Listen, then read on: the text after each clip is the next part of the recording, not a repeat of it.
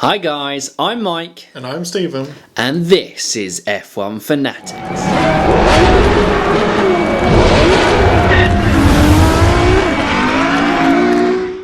Ferrari come out with a massive upgrade. Seb just storms it, smashes the race. He's like the best points the entire season. Comes out. That one's for you, Stephen. So yeah, we predicted that Vettel would win. Yeah, this is why we do this show. Yeah, we definitely predicted Vettel would win, and we definitely didn't recommend that you should take Ferraris. That didn't happen. I believe our words were choose Ferrari and Sebastian are the best at Singapore. And that your faith in Sebastian would be repaid. Yes, and I wasn't going to transfer him out. No. Just remember, Haas out, Ferrari out, Mercedes in. Okay, so maybe we've got it wrong. Yeah, okay, we got it wrong. Mistakes may have been made. But we also said take Haas out. Yeah. And that was a good call. Yeah, because everyone thinks Haas is going to do well. Exactly. So wasn't like that was... Exactly. Haas have had an incredible 2019 season, and us calling that they wouldn't do well in Singapore was a good call. Yeah, we were very intelligent with that prediction. Okay, so basically we probably should take away our F1... Well, I don't think we ever claim to be F1 fantasy experts, apart from Stephen. You are the F1 fantasy expert. But yes, we just like playing this game, and we hope you like listening to what we break down on it. And if you hear us recommend something, it may be best advice to probably go against it. Yes. Precisely the opposite. Yes. Unless we're talking about Haas. Yeah. We got that down. Exactly. If we are talking about Haas, no. Because Alfa Romeo, we didn't expect to do well. Did Giovinazzi get points? We will wait and see. Okay. That will anyway. We've gone into the Defender as usual. I've kind of gone off onto the mark here. This is the F1 Fantasy Weekly podcast. In this F1 Fantasy Weekly podcast, we will go through the Singapore Grand Prix. We will also reviewing that race, and obviously it is a back-to-back weekend of races, and we are in Sochi next weekend. So we will give a preview ahead of next weekend. Give our recommended turbo drivers. And actually our turbo drivers weren't too bad of a recommendation in terms of I said Albon and he was the best driver you could turbo. Yeah. So that was good. And our thoughts ahead of Sochi this weekend. But guys, quick run through. If you do not play the F1 Fantasy Weekly game, why not? It's great. Yeah. Adds a little bit extra to your weekend. Why wouldn't you do it? But basically, what it is, it's a bit like if you... Obviously, the more popular fantasy game out there is the football fantasy game. Basically, out of 100 million budget, you get to choose 5 drivers and 1 constructors. And over the course of a weekend, those drivers and constructors score you points or take away points if they retire from there, and then you compete against your friends or in other open leagues, and you see how you can do. Yeah, I think that sums it up. Well, you say 100 million budget. We have learned that you can trade players and make money, and then it's 100 million budget at the start of the season, and then obviously with all fantasy games, the market is changing depending on performance and in F1 fantasy regards. Random elements, and then you can somehow make a team of 5 incredible drivers. Exactly. So you can do amazing things if you invest wisely. But anyway, we should probably look ahead to Singapore. Well, look behind to Singapore. I wish we could look ahead now, and we'd pick some pretty good teams that can get you there. Anyway. Fantastic race. Obviously, Sebastian Vettel was the race winner in that. And how many points did Sebastian Vettel score us this weekend, Stephen? Roughly 44. 44. I mean, that is fantastic. Yeah. I mean, that could not be surpassed by not even the turbo driver this week, because Singapore is a difficult track to overtake on, which means that overtaking points don't really happen, do they? No. So... Yeah, and obviously Alex Albon for the first weekend did not beat Max Verstappen, so did not get those bonus points there. So yes, Sebastian Vettel, 44 points. Fantastic for the German, and it is the first time he has won in over a year, and it was fantastic to see, wasn't it? The smile was back to Sebastian's face. Finally a win. When was the last win? It was in Spa, 2018. Jeez. So a year and 2 races ago. Wow. What a long time. Ferrari's first 1-2 since 2017, I think. Yeah, it was two years. So, wow, which probably leads us on nicely to the second highest score of the weekend, and that was... Well, I'm not sure. I've got here Lewis Hamilton. Is that what the F1 Fantasy website says? Yes. Okay, that doesn't lead us on nicely to who was the second highest scorer. That leads us on later on to who will be our fourth highest scorer. And our second highest scorer was... Don't try and look, we'll just read it. And if it goes wrong, we'll blame the fantasy website. It can sometimes be very unreliable. Yeah, but obviously, they get the beat their teammate bonuses, so that could have played into effect. See? Here we go. So second place, Lewis Hamilton, 41 points. Clearly he got the points from bias. But yeah, he lost a position. I don't know how he's come second there on 41. That lost 2 positions. Because he started second, didn't he, and finished 4th. Yeah. I don't know.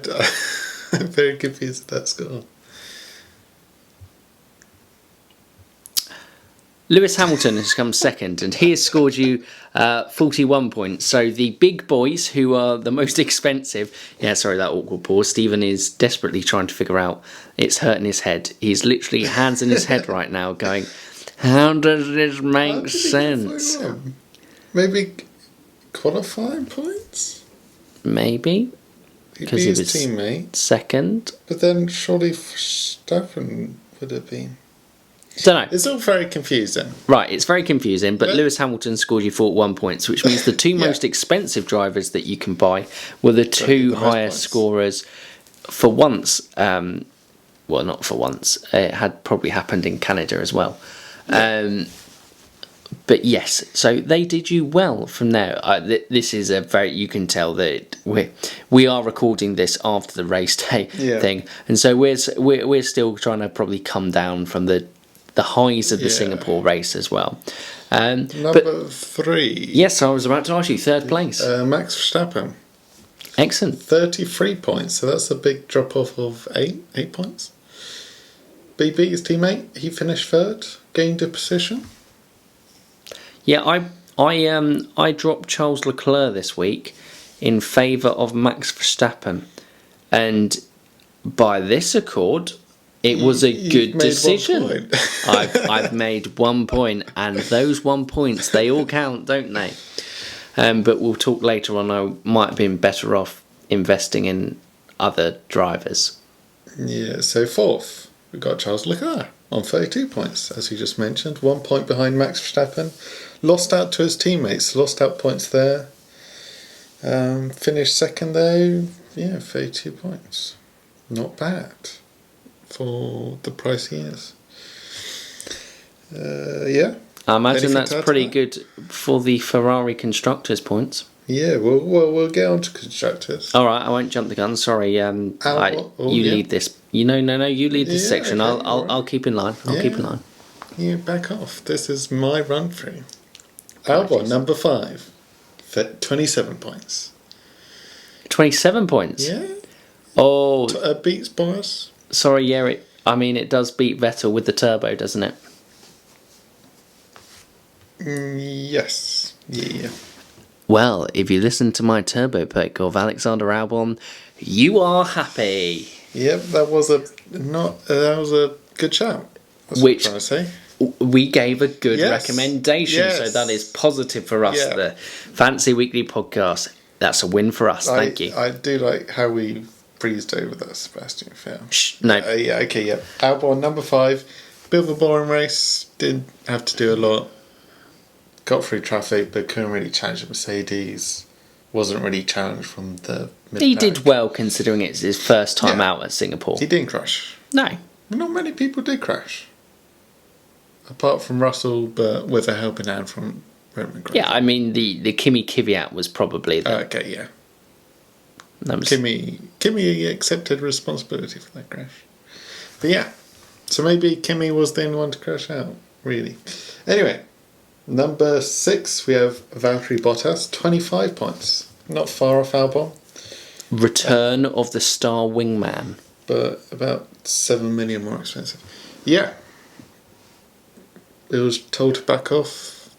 He backed off, and that was his race. I mean, yeah, it would have been interesting. I mean, the safety cars that we had, 3 safety cars, basically sabotaged any sort of Mercedes game plan that might have come into effect later on. They needed 1 safety car to draw up the pack, and then about 18 laps or so to kind of make an advantage. The safety cars all came too late. Yeah, And they all too close together. You needed one early doors to try to mix the pack up. and also Mercedes just made the wrong call today. Yeah. It happens. Yeah. Proves they're human. It's quite nice. And a Ferrari 1-2 is certainly not something that we would have predicted before the weekend, or anyone else. Well, Maybe Ferrari fans. yeah. Where were we? Bottas is done. Okay, Norris, 19 points. Not bad. Not bad. He finished 6th? 7th, best of the rest. Best of the rest. Oh, yeah, of course.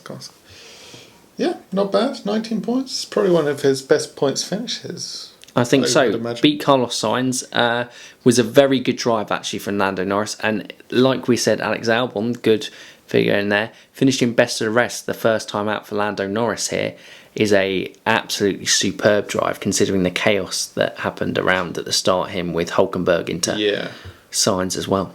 I was worried on that last lap. Maybe a slight loss of power again. Who knew? Who knows? Spa repeat. But he survived. Best of the rest. Good race. 19 points. Good return. Right. Pierre Gasly. Yeah, 18 points. should we run through like the top 10 Okay. and like more detail, Okay. and then we'll just breeze through the rest till we get to the minus points. Pierre Gasly. 18 points. Very good drive from Pierre Gasly, I think. Yeah. Very good. Did the job. I mean, like normal Sky coverage, I don't think much was covered of the kind of midfield pack. No. It spent most of the time mainly covering the front, but I remember Gasly making a few overtakes, and certainly he was part of that pack of Riccardo Giovinazzi and him who pitted late, and it was the traffic that Vettel, Leclerc and Verstappen were trying to wave themselves through. Yeah. Number 9. Number 9. Roman Grosjean. 15 points. Great performance from Roman Grosjean this weekend. Nothing controversial whatsoever. Nope, it was a nice clean drive. No controversial incidents happened, Grosjean. I mean, he was cleared by the stewards, so it couldn't have been controversial. Yes. That's all I have to add to that. Roman Grosjean, 15 points. He's taken that and he's just running with it. Oh no. And Wait. What? Oh no. Who are you looking at? Well, I'm just saying Roman Grosjean as a Haas driver has outscored the majority of the field. Maybe we weren't right about Haas. Let's move on from Roman Grosjean. He didn't happen. Hulkenberg, number 10. Yay! Hulkenberg. 12 points. Could be his last ever Singapore Grand Prix. Outpointed by the guy who stole his seat at Haas. You could say it was his seat to be stolen. Yeah. 3 points behind Grosjean as well. Yeah. Wow. Nico Hulkenberg, 12 points. Okay, so I'm going to run through the rest. That was the top 10. Cool, that was the top I'm 10. sure they all did all right. All decent point scores, all double figures. So the rest. Danny Rick, obviously sabotaged by being disqualified. some may say unjustly, but he had a tough race. By a microsecond, he did he was disqualified. incredibly well. He was making overtakes where everyone said he wasn't. And then he had a little collision with Giovinazzi, and that was it. Unfortunately. And considering where Gasly finished, and Giovinazzi and Ricciardo were both ahead of Gasly, weren't they? Yeah. So, yeah, those two were both certainly on for a good finish before that coming together. Yeah. So we were going to run through, and then I kind of... sorry. Ricciardo deserved a bit of a mention. Yeah, I think so. Because he was like... Qualifying was good. Then the race, you're like, going to lose points here. Then it was like, he's going to do really well. And then it was like, he's gone back again. So basically, Stephen went through a roller coaster of emotions. we were sitting there watching the race, like, Ricciardo's doing great. Come on, Ricciardo. Oh no, he's got a puncture. Yeah. Okay, so the rest: Lance Stroll, 11 points. Kubica, 11 points. Surprisingly. Giovinazzi, 9 points. K-Mag, 6 points. Kvyat, 2 points. Carlos Sainz with a big 0 points. No minuses. Because if you turbo the minus, then it's double minus. But if you turbo 0, it's just 0. It's fine. Last 3. Perez, -9. George Russell, -12. Kimi, -13. Oh, Kimi.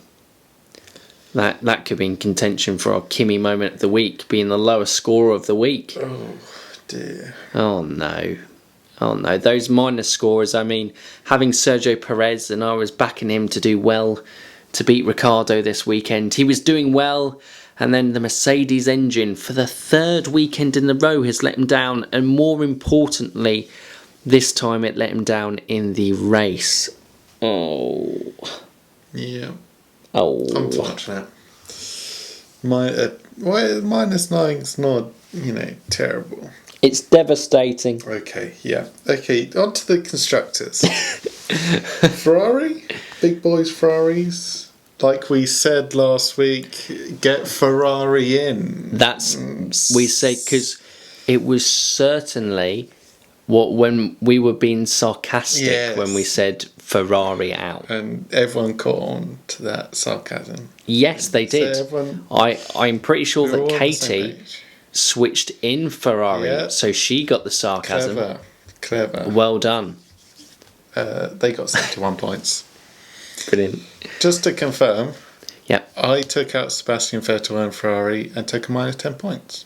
I'll just put that out there. Of my, if I seem down at all during this, that's my situation I'm trying to deal with in my life at the moment. Because number 2, Mercedes that I brought in from Ferrari, got 46 points. That's a bit of a gap between 71. Yes, that's what point? 25 points? Yeah, 25. And then plus the -10, that's 35 points I lost. Purely changing constructors. Yeah, and then obviously you got to take into account the points you lost from losing Vettel. Yeah. What did we say Phil got? 44. And I brought him Bias. So that's another 19. Where are we at now? 45. 54 points lost. Because I didn't catch our sarcasm last week. I wasn't on the sarcasm wavelengths. Oh, you are so behind the trend. Oh God, you can tell this has turned into. We should really be joyful. Like Sebastian Vettel has won, but I think the pure fact that we were so Ferrari, their season is over. It's Monza. That's it for them. There's no high point for Ferrari now. They were stupid. They built a car that is low downforce.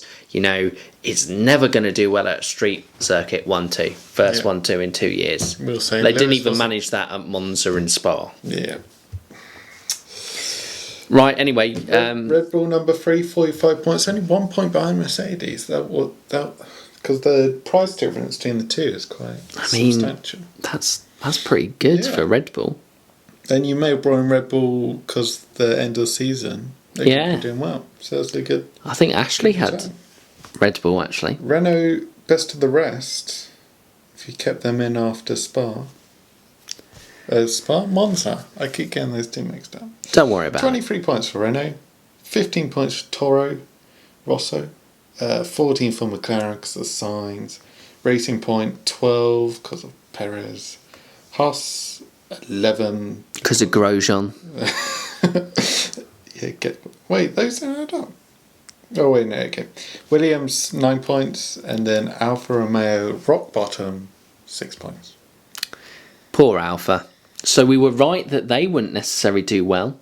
Not that we were ever encouraging people to get them in as a constructor, but yeah. Yeah. So there was some positives to our predictions. Yes. Right. Anyway, that is a rundown of the points. It was a fantastic race. Usually at this point we do give a rundown of the top 5 in the league, but I'm not entirely sure the league is updated. No, not this early. No. They're pretty rubbish on F1 Fantasy update and stuff. Yeah, I mean, if this was football fantasy, we would be able to do this to you on the Sunday night.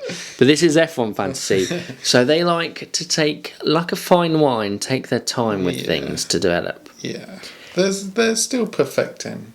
Yeah, I mean, they're going to invest more time. Yeah. We need you guys to support it, and then obviously with all this fan support, they'll obviously kind of invest more time and money into it. Yeah. Should we go through the biggest winners and losers then? Okay. Yeah, okay. Let's biggest winner in terms of drivers? Vettel and Albon. Yeah. Best expensive one and best over, yeah. Easy. No questions asked. Winner constructors, Ferrari. Yeah, there we go then. Yeah. Loser? I guess I'll Kimi. let you do losers. Kimi and Alfa Romeo. Okay, job done. Next, on to the next. Move on. Next Grand Prix. Okay, guys, we are moving on to Sochi. I think we want to get away from Singapore in our predictions as quickly as possible. Oh my god. Right, Sochi. Okay. Russia. Another street circuit-ish track.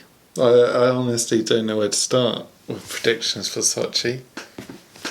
I usually want to go back Mercedes. But... I mean, Ferrari have kind of thrown an absolute curveball because no one knows how good their car is. And there are actually more elements at Sochi that would suit the Ferrari power unit. Yeah, that long straight. Yeah. Well, there's 2 of them. The opening straight. The DRS, the opening straight, the DRS, that kind of long, high-speed corner. Yeah, I know the other straight you mean. Yeah, well, that we are both terrible at remembering if these corners have any names or beyond turn 1, 2, 3 or 4. I can't... Oh, right, anyway, okay, Sochi. Here's the circuit. Oh, so, here we go. Look, we've got it up here. See, we are organised sometimes, F1 fanatics. Anyway. So the opening straight through turn 1 and into turn 2. And then that turn 2 is quite high speed corner anyway. And then obviously after turn 10, that massive kind of straight turn 11 down to turn 13. Yeah, turn 13. Yeah. I mean, I think Ferrari could do quite well here. They could snatch it. That could be 4 wins in a row for Ferrari. I'm going to back him. Charles Leclerc is going to get pole, and Charles Leclerc is going to win here. If Charles Leclerc won in Singapore and then won in Sochi, he could be right up in the Drivers' Championship race again. Well, he certainly would be claiming second over Bottas, for sure. Yeah. Especially with team orders affecting Bottas now as well. Well, do we think Bottas has a chance here? Bottas really likes Russia. Yeah. And he does do really well here. But if the Ferraris have improved as much as they've done and Mercedes aren't bringing any more upgrades, I really back Ferrari here. Mercedes still a good pace. Yeah. At Singapore. They just didn't and have actually, track it position. was their race strategy that got wrong. And obviously, at Sochi, there are more overtaking points than there are at Singapore. The track is wider. Yeah. There's So- a few more runoffs as well. And obviously, yeah, like I said, it was just at Singapore, Mercedes got that strategy all wrong. And you don't usually find that 2 races in a row that Mercedes get something wrong. Yeah. Because obviously they bounced back from Hockenheim really well in Hungary with that great strategy call for Lewis to win the race. Yeah. I think they've got a good chance. But I don't think we can rule out Ferrari this weekend. They could definitely turn up and smash it again. You know what? I think what I'm thinking is, I think I might take out Max Verstappen and go Charles Leclerc. Looking at the developments and how the Ferrari have kicked on, the Red Bull look a worse car again. And I don't think they can compete with the Ferraris and Mercedes in terms of power. I know Max got a podium, Yeah. but was Max really at any point? He was under it's pressure difficult. from Lewis at the end as well. Yeah, But he got the track position, and that's all you need in Singapore sometimes. Just track position. but in Russia, I think Red Bulls might be ones to steer clear of. Out of the top 3 teams. Yeah. You go back either Mercedes or Ferrari. And I feel Mercedes will bounce back. But we thought they'd run away with Singapore. Yeah. Right, so what we're going to say is we're going to say Mercedes and Ferrari, pack up your team as your top drivers there. So that means in reality that you probably go for Red Bull. Max is going to stall it. Albon's going to come second. There's going to be a 1-2. And nobody saw that coming. Right. Racing Point, I'm going to back to do well here. Really? And Renault. Renault, yeah. I think the top 3 middle Formula 1.5 constructors who will do well are going to be Renault, McLaren and Racing Point. The question is, as you say McLaren, do you bail on Sainz yet? Surely Sainz, I mean, I've stuck with Sainz this long and he's too good a driver and all these things haven't been his fault. Spa? Not his fault. Points. Minus points though. Okay, minus points. Monza, minus points. Singapore, nil point. So he's on the way up. Well, okay. He hasn't lost you anything this week. He's kind of a... He's one of the more expensive ones in the mid-pack. Last 3 races has not given you anything, just taken away. By keeping faith in Carlos Sainz, he will return. Because we said that was another thing in the Singapore predictions of Sainz was up there in our turbo choices. Yeah. Ashley had him. Yeah. Oh no. I'd say keep faith in Sainz. Okay, we're going to keep faith in Sainz. Like you said, it wasn't his fault in Monza and Spa. Now, who are the drivers and the constructors to avoid in Sochi? Haas? Let's go with it. I think it's a safe bet. Haas. You know who's the other safe bet? Williams? No, steer clear of them. Yeah, I think we're safe there, aren't we? I think we are. Yeah. I mean, Kevin Magnussen actually did show some good race pace today before having to pit again because of a plastic bag on his front wing. Fastest lap for the 2nd year in a row at Singapore. Yeah, Well that done, is pretty K-Mag. impressive. Yeah, well done, K-Mag. Unfortunately, he didn't get any points for it. So he was last. Yeah, he was Yeah. last. Yeah. Yeah. But, faster lap. Bragging rights. It is round the paddock. He shows he's got pace around these tight circuits. So It certainly does. maybe he could be on for a points finish here. So the only one I feel who will have a Haas driver will be Katie. Yeah. And she will have Kevin Magnussen. I'd say Turbo Kevin. Turbo Kevin. The way you actually don't turbo. Don't turbo Kevin. Yeah, probably best not to. So yeah, people to avoid. I don't really know. I've drawn a blank. Everyone else is free game. Yeah, I'd say so. I was surprised with how little chaos was out Singapore, even though there were 3 safety cars. Obviously, Roman showed a bit of craziness, but all the rookies I felt actually drove very well. Giovinazzi, very good race, other than the little clash with Ricciardo. Albon, very good race. Norris, very good race. Russell, good race up until the incident with high scoring points scorer Roman Grosjean. 15 points. Yeah. 15 points for that collision with Grosjean. With Russell. He got bonus points for the crash, I heard. Bonus points. For style points. Yeah. You get bonus points taking other people out. Yeah. Legally. Grosjean got bonus points from Liberty Media for introducing the safety car into the race. Yeah. So yeah, well done Roman Grosjean. Those were all the rookies. They all survived and did well. They all survived. Sorry. Exactly. Russell, okay, yeah. Right, we should probably go on to Turbo Pick ahead. Turbo pick. I'm going for... I said Ricciardo for Singapore. I felt that would have been a very good shout if he hadn't been disqualified. So I'm just going to back him again. Ricciardo. I'm actually inclined to agree with you. Oh.